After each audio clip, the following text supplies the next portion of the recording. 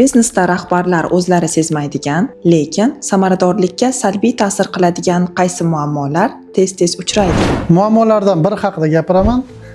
Ko'pchilik rahbarlar o'ta faol bo'ladi, hamma ishga o'zi ulgurishga harakat qiladi va qarorlarni o'zi qabul qiladi. Lekin shu faollik ortida bitta muammo paydo bo'ladi. Biznes asta-sekin rahbarning o'ziga bog'liq bo'lib qoladi. Rahbar biznesni ustida emas, ichida qolib ketadi. Natijada biznes yurayotgandek bo'ladi, lekin o'sish sekinlashadi. Bu holat amaliyotda qanday kuzatiladi?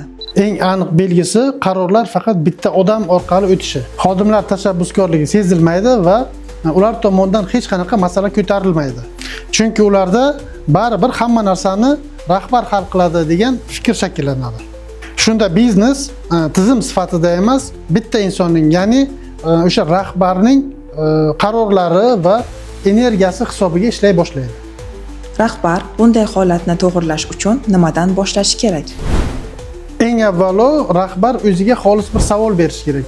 Agar men 2-3 kun ishda bo'lmasam, biznes yoki boshqaruv jarayoni normal ishlay oladimi? Agar javob yo'q bo'lsa, demak qaror qabul qilish, vakolatlarning bir qismini jamoaga berish, natija uchun mas'ullarni aniq biriktirish vaqti kelgan bo'ladi.